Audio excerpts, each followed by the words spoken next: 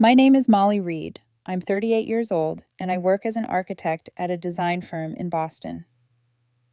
The story I'm about to tell you happened 2 years ago, on my daughter's 8th birthday, and I still feel it in my chest whenever I smell vanilla frosting or hear kids laughing in a backyard. I became a single mom when Emma was still tiny. People love to say, "You're so strong," like it's a compliment you can cash at the grocery store. But strength isn't something you choose. It's what's left in your hands when life takes everything else. That summer, Emma came home from school with glitter on her cheeks and that proud, breathless look kids get when they've done something huge in their own world. "Mom," she said, gripping my wrist like she was afraid the news might float away, "I won first place." It was her school dance competition, her solo. She'd been practicing in the living room for weeks, turning our rug into a stage, dragging the coffee table back like it was scenery. I never forced dance on her. I just watched her light up every time music started, like her body understood something her mouth didn't have words for yet. So I told her, "Then we celebrate the way winners celebrate." Her eyes went wide. "A party?" "A big one," I promised. Emma launched herself at me so hard I almost stumbled, and she whispered into my shoulder, "I love you most in the world." That's the thing about kids. They don't know which moments will become the ones you replay at night. They just hand you their love like it's obvious you'll never drop it. I started planning immediately. Invites, decorations, food, games. Emma wanted an art theme mixed with dance, so I turned my backyard into a bright mess of color. Streamers, paint splatter tablecloths, little stations with markers and glitter glue. I ordered a 2-tier cake with a tiny dancer figurine balanced on top, one leg lifted like she was mid-spin. And because Emma kept asking, "Will Grandma and Grandpa come?" I called my parents. I called my sister too, Jessica. I remember standing at my kitchen counter with my phone pressed to my ear, trying to sound cheerful even though my stomach always tightened before family conversations. "Mom," I said, "Emma wants to see you and Dad. She's been talking about you." My mother didn't hesitate. "Of course we'll be there, Molly. Nothing's more important than our granddaughter's birthday." Jessica picked up on the second ring when I called her. Her voice was bright, sweet in that way that always felt practiced. "Of course I'm coming," she said. "Wouldn't miss it." I wanted to believe them. I really did. Because no matter how old you get, there's still a part of you that wants your parents to be who you needed when you were small. The day of the party, Emma wore a pale pink dress with sparkly shoes she'd picked out herself. She kept twirling in the hallway, stopping every few seconds to ask, "Is everyone here yet?" By 6 o'clock, my backyard was full of children's laughter. Parents clustered near the patio with paper cups and polite small talk. Emma's friends ran from station to station like little fireflies.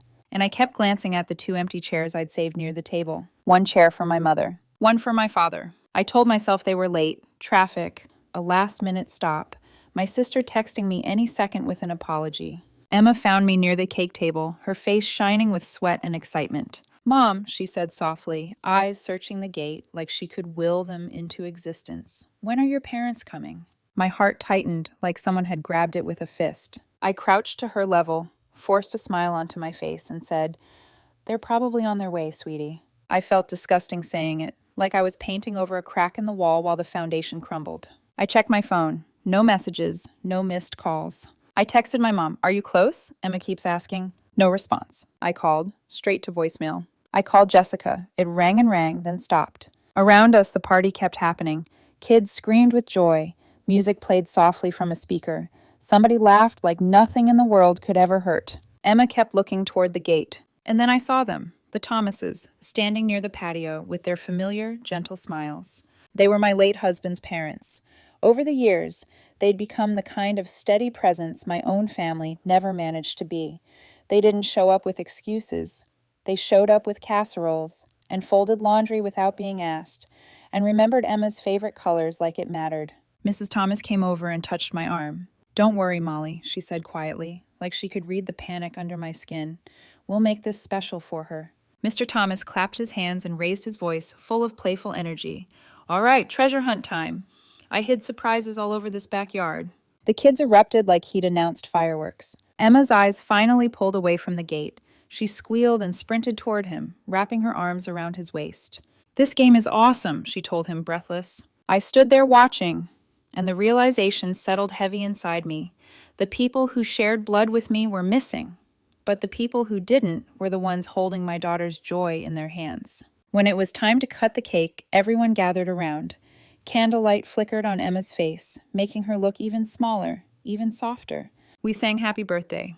Emma looked around the crowd once, just once, and then she blew out the candles. As I cut the first slice, Mrs. Thomas leaned down and asked gently, "Emma, what did you wish for?" Emma's smile faltered. Her eyes dropped to her shoes, and in a tiny voice she whispered, "I wish my mom's parents could come to my birthday party." The words hit me so hard I felt dizzy. A few parents nearby fell quiet, suddenly fascinated by their paper plates. I saw a couple of sympathetic looks thrown my way, the kind that felt like pity wrapped in politeness. Mrs. Thomas pulled Emma into a hug, stroking her hair. "Sometimes grown-ups get really busy, sweetheart," she murmured. "But you are very loved." I stood there with my hands sticky from frosting, and all I could think was, no, busy doesn't look like this. After the party ended, and Emma finally fell asleep clutching a new teddy bear, I sat alone in the living room with my phone in my hand, rechecking it like the right explanation might suddenly appear if I stared hard enough. Nothing. I made myself a coffee I didn't want, just to have something warm to hold. And then, about 10 minutes later, my phone buzzed. Instagram notification. Jessica posted something new. I opened it, and the blood in my veins went cold. There was my entire family, my parents, my relatives, people who'd claimed they were too busy for Emma, laughing at a party decorated in pink and blue. A banner in the background read, "Hello, baby." Jessica stood in the center, wearing a mom-to-be crown, holding a glass of sparkling juice like she was starring in her own little movie. And in the comments, my mother had just written, "Our happiest day ever." Jessica replied beneath it, "Thank you for always putting family first, unlike some people." My throat tightened. This wasn't a scheduling accident. This was a message. I scrolled, and my stomach dropped further. Expensive gifts. A stroller that looked like it belonged in a luxury catalog. My dad hugging Jessica's husband like he'd just won a trophy. I started taking screenshots with shaking hands, one after another, because some instinct in me whispered, "You're going to need proof when they try to rewrite this." When I reached the final photo, a group shot with everyone raising their glasses, I stared at the screen until my eyes burned. Then I looked down the hallway toward Emma's room. I thought about her whispering her wish. I thought about the empty chairs, and I felt something in me go still and sharp, like a door locking from the inside. I turned my phone face down on the table and whispered into the quiet house, "I won't let them hurt you again." I didn't realize then how quickly that promise would be tested.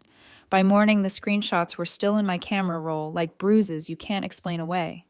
I got Emma ready for school on autopilot, braiding her hair, packing her lunch, tying her shoelaces, while my mind kept sliding back to that photo of my mother smiling under a banner that said, "Hello, baby." On the same day, her granddaughter blew out candles and wished for them. Emma hummed in the kitchen, unaware of anything except the sticker sheet she wanted to bring for show and tell. "Mom," she said, mouthful of cereal, "did Grandma text you back yet?" My hands froze around her water bottle. I forced my voice to stay light.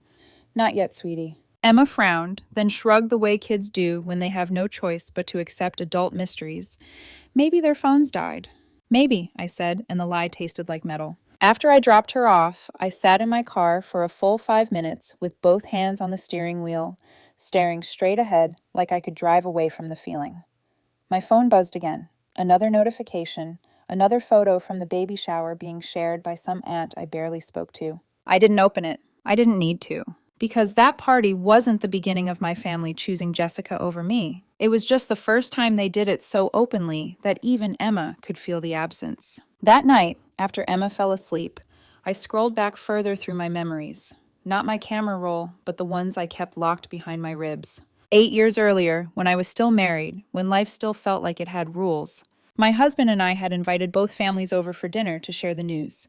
I can still picture the table, candles, roasted chicken, the plates we only use for company.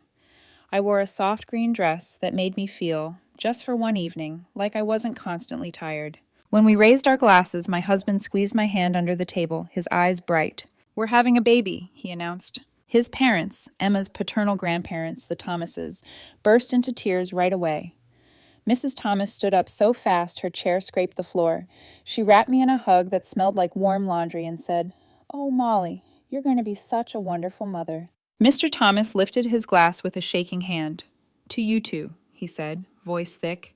and to the little life coming. I remember looking across the table at my own family, waiting for the same softness. My mother's smile was polite. My father nodded like he was hearing about a new kitchen appliance. And Jessica, my older sister, tilted her head and smirked.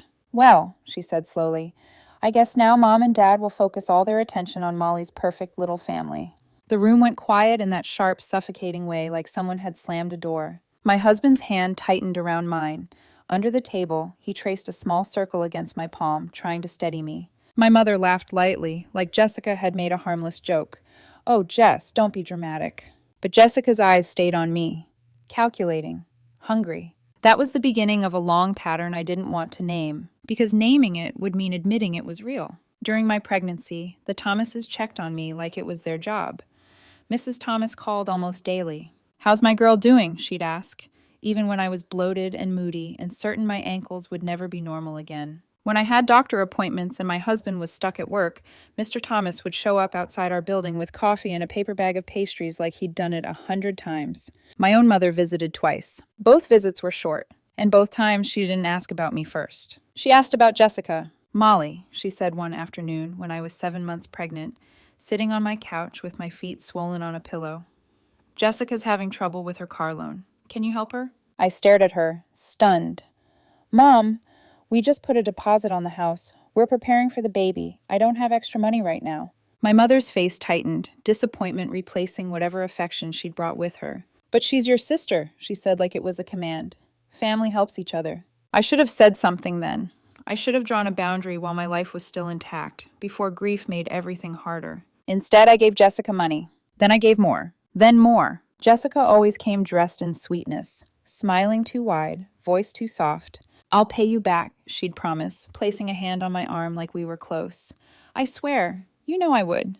And my parents always framed it as a moral test. If I helped, I was a good daughter. If I didn't, I was selfish. When we bought our first house, my husband and I felt proud. We weren't rich, just stable. We'd saved for years. We wanted a yard.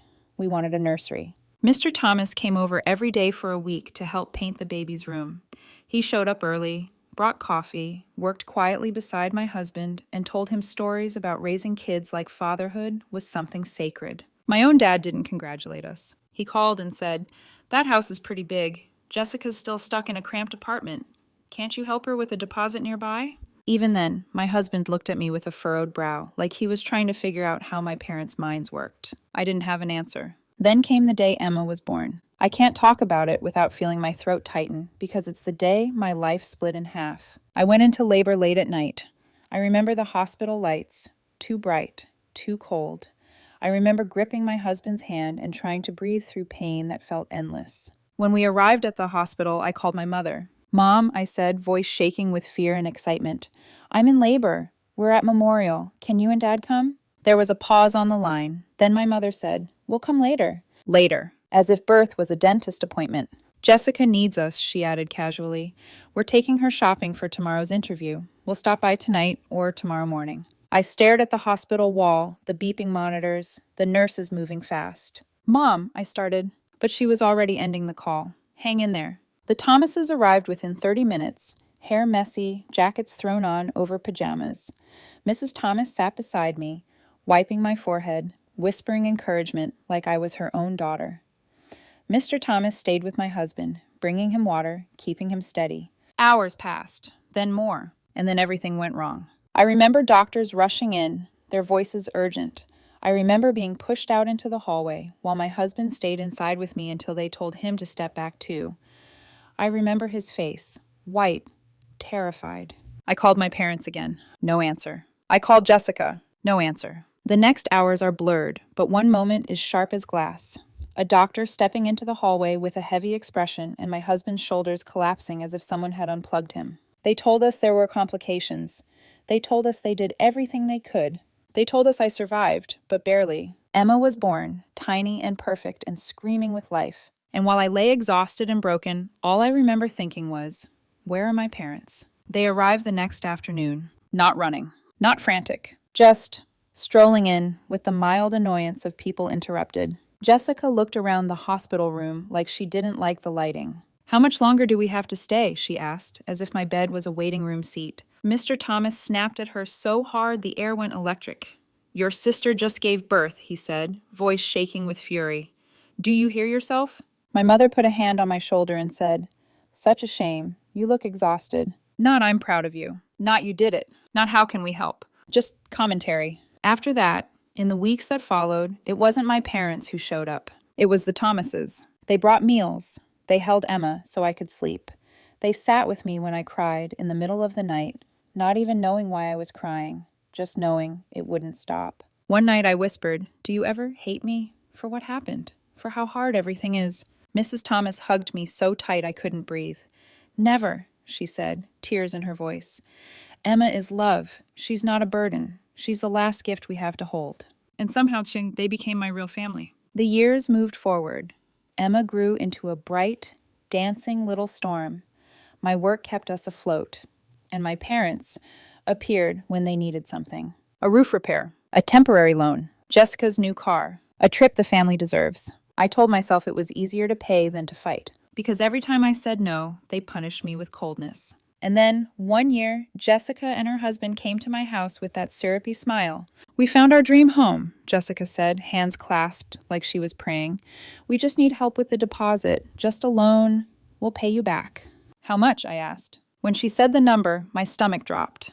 It wasn't a loan. It was a life-changing amount. I can't, I said. That's too much. Jessica's smile didn't crack, but her eyes did something else, something sharp and spiteful. And from that moment on, my parents' affection turned conditional in a way I couldn't unsee. Which is why, when I stared at the baby shower photos after Emma's 8th birthday, the truth settled into place like a final puzzle piece. They hadn't just missed a party. They were punishing me. And Emma, my child, was collateral damage. I sat at my kitchen table that night, the house quiet, the screenshots glowing on my phone. And I made a decision that felt both terrifying and clean. I would not keep buying peace with money. I would not keep feeding the hunger that would never be satisfied. I would choose Emma, every time. I didn't know how quickly my family would come back to test that choice. But I should have. Because 1 month after the birthday party, my phone started buzzing like a trapped insect. Voicemail after voicemail. My mother's voice went from fake sweet to angry sharp. Molly, she snapped in one message, you're heartless. You didn't even call to congratulate your sister.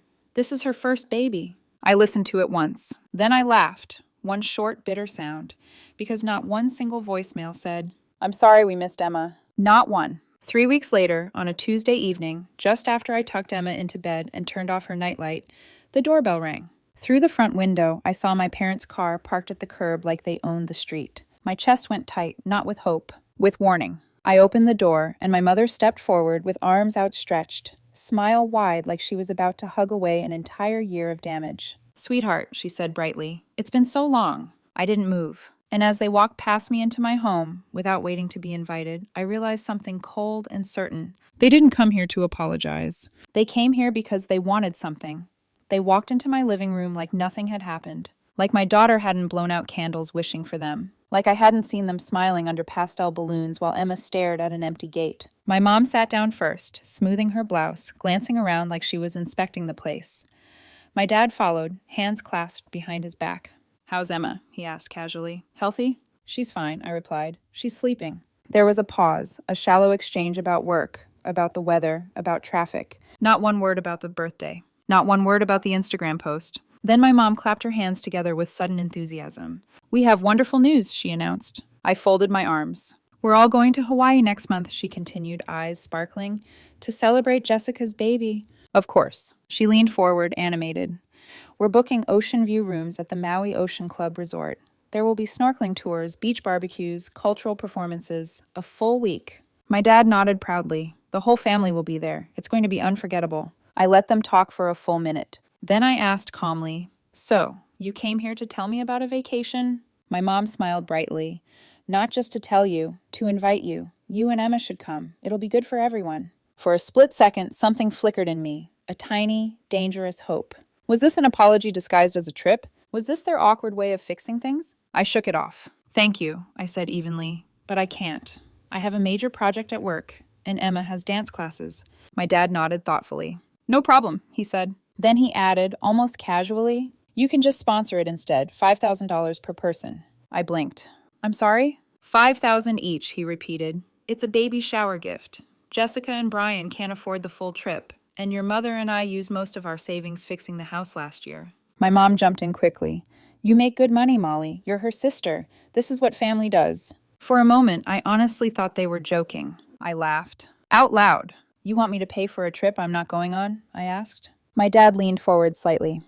Think of it as helping your pregnant sister celebrate her first child. I stared at them. The audacity was so clean, so unashamed. When I didn't respond immediately, my dad softened his tone like he was negotiating a used car. 5,000 might be steep, he said. How about 3,500 per person? I didn't move. My mom sighed dramatically. Just 2,000 each. That's 8,000 total. It's the vacation Jessica and I have dreamed of for years.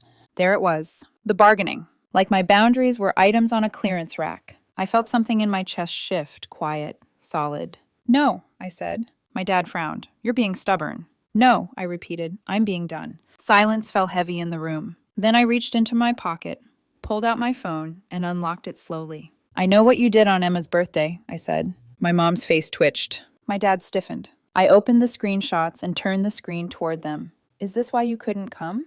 I asked quietly. Because of a baby shower? My mom looked away from the phone immediately. Jessica booked that venue months in advance, she said defensively. We couldn't cancel. I let out a slow breath. A baby shower happens once, she added quickly. Emma has a birthday every year. That sentence snapped something. Emma turns 8 once, I said. She wished for you, out loud. My dad shifted uncomfortably. You're overreacting. No, I said again, my voice steady now. I'm finally reacting. I started listing numbers. 20,000 for Jessica's car, 15,000 for your roof, 7,000 for your European trip, and countless smaller loans that were never repaid. My dad cut in sharply. We're family. Family helps each other. I have been helping, I replied, for 10 years, while raising my daughter alone. My mom's expression hardened. You always have money for what you want. That was when it clicked. This wasn't about Hawaii. It wasn't about a baby. It was about control. About the one time I had said no. You're still angry because I refused to lend Jessica $100,000 for her house, I said. My mom didn't deny it. You have nearly $1 million saved, she shot back. And you wouldn't help your own sister buy a home? I felt the heat rise in my face. So this is revenge? I asked quietly. You punish my daughter because I wouldn't give you a 6-figure check? My dad stood abruptly. You're ungrateful, he snapped. We raised you, paid for your education. And I've repaid that 10 times over, I said. With money, with patience, with silence. My voice didn't rise. It didn't need to. I won't give you a cent, I said clearly. Not for Hawaii, not ever again. My mom's eyes flashed. This is your selfishness talking. Selfish, I repeated.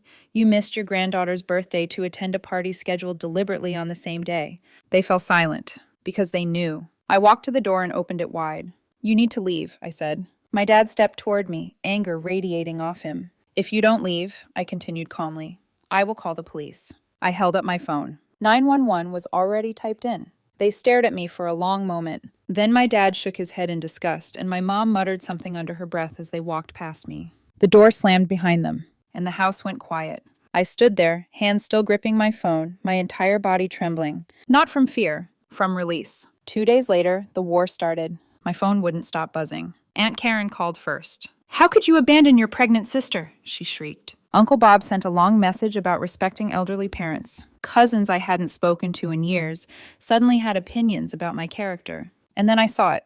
Jessica's Facebook post. A long, emotional rant about her millionaire sister who refused to help family during an important time. About how I kicked out our elderly parents. About how I abandoned her first pregnancy. Not a word about Emma. Not a word about the birthday. Not a word about the $50,000 I'd already given. She painted herself as the victim, and me as the villain. I stared at the screen for a long time. Then I blocked her. Blocked my parents. Blocked every relative who messaged me with accusations. The list grew longer by the hour. 20 names. Gone. I changed my privacy settings on everything. And for the first time in years, the silence felt clean. But silence has a way of echoing. The following Monday, while I was sitting at my desk reviewing blueprints, my boss knocked on my office door. Molly, he said casually, have you ever considered moving to Denver? I looked up slowly. Denver, I repeated. He stepped inside and closed the door. We're opening a new branch, he explained. We need a senior architect to lead the team. I recommended you. He placed a folder on my desk. I opened it. Higher salary. Relocation allowance. A fresh start. My mind flickered to the nonstop messages, the smear campaign, the exhaustion of defending myself to people who had never defended Emma.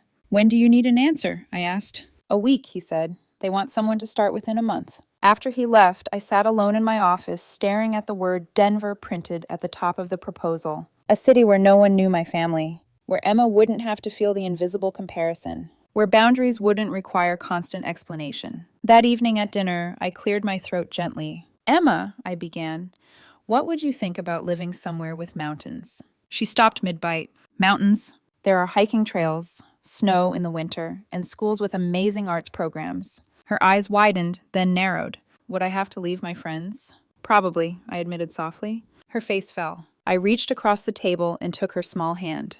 I promise I'll find a school with strong dance classes, I said, and we'll visit Grandma and Grandpa Thomas. They can visit us too.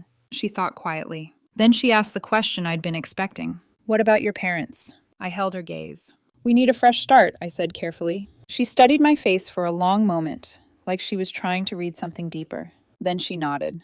Okay, she whispered. If you're there, I'm okay. That night, after she fell asleep, I stood in her doorway and watched her breathe. And I knew. I called my boss the next morning. I'll take the job, I said. Within a week, I had signed the relocation papers. And for the first time in a long time, the future didn't feel like something I had to survive. It felt like something I could build. What I didn't know yet was that distance doesn't always end a story. Sometimes it just gives it time to wait. The morning we left Boston, the sky was pale and indifferent. I stood in our empty living room while movers carried out the last of the boxes. I had hired the company quietly, scheduled everything during a week when I knew my parents were out of town. I didn't leave a forwarding address. I didn't tell distant relatives. I changed my number before we even crossed state lines. If they wanted to find me, they would have to work for it. Emma pressed her face to the car window as we drove away. Are we really doing this? She asked. Yes, I said. There was fear in her voice, but there was also excitement, and that was enough. Denver felt like oxygen. Our apartment overlooked the Rocky Mountains. The first morning there, I stood by the window with a cup of coffee and watched the sun crawl across the snow-capped peaks. For the first time in years, my chest didn't feel tight. Emma adjusted faster than I expected. Her new school had an advanced arts program, 3 dance classes a week. On her 3rd day, she burst through the apartment door, backpack swinging. Mom, they said I have special talent. I laughed, scooping her into a hug. Of course you do. Work became easier too. The new branch needed structure, vision, someone willing to build something from scratch. I poured myself into it. No family drama. No guilt messages. No requests for money disguised as love. Just blueprints, meetings, clear expectations, peace. It wasn't immediate. But about 8 months after we moved, something unexpected entered my life. His name was Daniel. We met through a mutual colleague at the firm. He was a civil engineer consulting on one of our projects. Tall, steady, quiet in a way that felt intentional rather than cold. He didn't rush me. He didn't try to fix me. On our 3rd coffee, he said gently, I know you've been through a lot.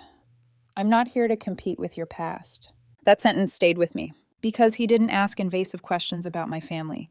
He didn't push to meet Emma right away. He moved at the pace I set. When I finally introduced him to Emma, I watched carefully. Daniel knelt down to her level and said, I hear you're the best dancer in Colorado. Emma squinted at him suspiciously. I'm working on it, she replied. He smiled. Fair enough. He earned her trust slowly, with patience, not promises. For the first time in years, I let myself imagine something steady again. But life rarely lets peace exist without a shadow. Daniel had an ex-girlfriend, Rachel. She lived in Denver too. They had ended things long before we met, but she didn't like the idea of him moving on.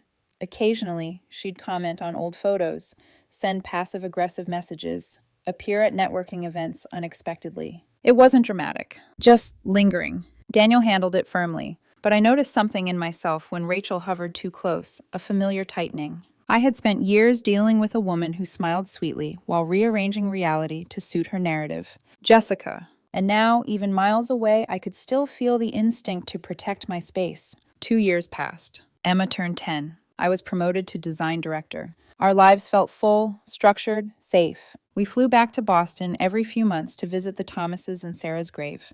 We chose quiet restaurants in the suburbs. We kept our visits discreet. No one from my biological family knew where we lived. At least, that's what I believed. Until one Saturday evening. Emma and I were at our favorite Italian restaurant.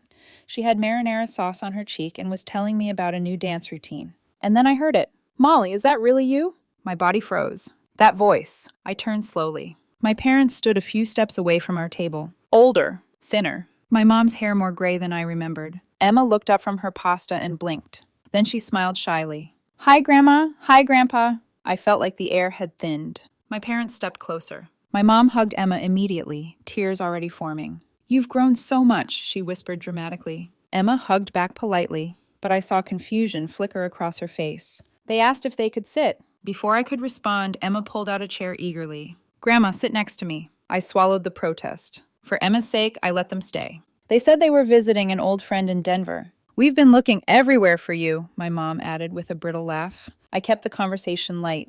School, dance, the mountains. My dad nodded approvingly when Emma described her classes. "My granddaughter is talented," he said, "just like her mother." My mom mentioned Jessica's son, Alex. "He's 18 months now," she said proudly. "So playful, so adorable." Emma's eyes lit up. "Can I meet him?" My chest tightened. "Maybe someday," I answered carefully. Then Emma excused herself to use the restroom, and the air shifted. My mom grabbed my hand. "We're so sorry," she said in a trembling voice, "about everything." I slowly pulled my hand back. My dad cleared his throat. "Your mother had heart surgery last year," he said quietly. "It changes how you see things." I studied them. There were new lines on their faces. Real aging. Real fragility. "We weren't fair," my mom continued. "We should have been at Emma's birthday." Jessica realizes that too. That part felt rehearsed. My dad leaned forward. "We sold the house," he said. "Moved into a smaller apartment. We don't need much anymore." "And we'll never ask you for money again," my mom added quickly. There it was. The unspoken history between us. "I don't trust you," I said calmly. The words felt steady, not cruel. "I won't let Emma get hurt." My mom's eyes filled with tears. "It's been 2 years, Molly. We didn't know where you were." That was intentional. When Emma returned to the table, I watched her laughter as she talked to them. I saw how naturally children lean toward connection, and a question lodged itself inside me. Was I protecting her, or denying her something she might someday want? We said goodbye shortly after. As I drove away, I noticed a taxi pulling out behind us. Following, I made a right turn, then a left. The taxi stayed 2 cars back. My pulse quickened. After 4 traffic lights, they got stuck at a red. I didn't slow down. I took a longer route home, because boundaries only work if you guard them. That night, while tucking Emma in, she looked up at me seriously. "Mom," she asked softly, "why don't we see your parents like we see Grandma and Grandpa Thomas?" I sat on the edge of her bed. "Sometimes adults hurt each other," I explained gently. "Not physically, but emotionally." She thought for a moment. "Is it because they don't like me?" The pain in that question nearly broke me. I hugged her tight. "No," I said firmly. "This is not about you." She relaxed into me. "When you're older," I added quietly, "you can decide what kind of relationship you want with them. I won't stop you." She nodded. "I trust you," she whispered. After she fell asleep, I sat there in the dark. And for the first time since moving, I felt the past breathing at the door again. 1 month later, it knocked digitally. A Facebook message from an unfamiliar account. The name made my stomach drop. Jessica Anderson Thompson. I stared at it for a full minute before opening it. And I already knew. Whatever piece I'd built. She was about to test it. I almost deleted the message without reading it. That would have been easier. Cleaner. But curiosity has always been my weakness, especially when it comes to unfinished chapters. Emma was asleep. The apartment was quiet except for the hum of the refrigerator. I sat at the kitchen table, phone in my hand, and opened Jessica's message. The first thing I saw was a photo. A little boy with round cheeks and familiar eyes. My mother's eyes. He was sitting in a high chair, fists full of mashed bananas, grinning at the camera like the world had never hurt him. Underneath the photo, Jessica had written, "Mike, Mom told me about the meeting in Denver. We've had misunderstandings, but I want to heal our family." I exhaled slowly. Misunderstandings. That word again. The word people use when they don't want to say choices. I kept reading. I didn't intentionally schedule my baby shower on the same day as Emma's birthday. It was the only date the venue had available. I was sad you didn't call to congratulate me. There it was. The pivot. Her hurt. Her sadness. Still no accountability. Still no, "I'm sorry I hurt your daughter." Instead, the subtle blame. The suggestion that I had failed her first. She wrote about Alex needing to know his cousin. About how cousins grow up together. About how important family bonds are for children. Then came the sentence that made my jaw tighten. "I know Emma is missing a mother figure. Maybe I could help with that. I've always wanted a daughter." I stared at the screen, not because I was shocked, but because I wasn't. Jessica had always positioned herself at the center of every story, even when she wasn't invited, even when it wasn't hers. My daughter is not a vacancy to be filled. Emma is not a role someone can audition for. I locked my phone and set it face down. For a moment, I let myself imagine responding, explaining, correcting the narrative. But I already knew how that conversation would go. Jessica would cry. Jessica would twist. Jessica would make it about how I've changed. And somewhere in the exchange, the focus would shift from Emma's hurt to her own. Again. I walked down the hallway and peeked into Emma's room. She was curled on her side, one arm tucked under her pillow, breathing slow and even. Peaceful. That peace is fragile, and it is not something I am willing to gamble. The next morning, I showed Daniel the message. He read it quietly, then handed the phone back. "What do you want to do?" he asked. That question mattered. Not what he thought I should do. Not what was right. What I wanted. "I want to protect Emma," I said. He nodded once. "Then that's your answer." I didn't reply to Jessica. I didn't arrange a video call. I didn't explain. I blocked the new account. Again. Life moved forward the way it does when you refuse to let old storms flood your house. Emma turned 10 that year. At her school performance, she danced a solo ballet to Tchaikovsky. When the music swelled and she lifted into a spin, I felt tears blur my vision. She wasn't dancing for approval. She was dancing because she loved it. After the show, she ran into my arms. "Did you see my turn?" she asked, breathless. "I saw everything," I said, and I meant it. My career continued to grow. The eco-friendly office project I led downtown was nominated for a National Design Award. For the first time, my success felt like mine, not something to be siphoned or leveraged. The Thomases visited us 3 times in Denver that year. Mr. Thomas cried the first time he saw the mountains. "This was a good move," he told me quietly, while Emma showed Mrs. Thomas her trophies. "Yes," I said. It was. My biological family created new social media accounts a few times. The messages came less frequently, but they came. Apologies. Guilt. Occasional passive-aggressive comments about families sticking together. I deleted them all. Not with anger. With certainty. One evening, months after Jessica's message, Emma sat cross-legged on the living room floor, sketching costume ideas for her next dance recital. "Mom," she said suddenly, without looking up, "if I want to talk to Grandma someday, will you be mad?" The question didn't hurt the way it used to, because it wasn't fear. It was curiosity. I sat beside her. "When you're 18, I said softly, "you can decide what kind of relationship you want with anyone. I won't stop you." She looked up at me. "Even if it hurts you?" I smiled faintly. "It's not about me." She nodded thoughtfully. Then she leaned her head against my shoulder. "I know you protect me," she said, "but I don't feel like I'm missing anything." That sentence settled something deep inside me, because that was my real fear. Not that she would resent me, but that she would feel incomplete. She doesn't. She has love. She has stability. She has people who show up. Sometimes blood doesn't make a family. Consistency does. Respect does. Showing up on birthdays does. Looking back now, I don't regret moving. I don't regret blocking them. And I don't regret saying no. What I regret is how long it took me to understand that boundaries are not cruelty. They are protection. Jessica still believes I overreacted. My parents probably still tell relatives a softened version of the story. But here's the truth. I gave them years. I gave them money. I gave them chances. What I refused to give them was my daughter's peace. Emma is thriving. She laughs easily. She sleeps without wondering who will disappoint her next. And every morning, when I stand by that window and watch the mountains catch the light, I feel something steady inside me. Not anger, not bitterness, just clarity. I chose my child, every single time. And I would do it again.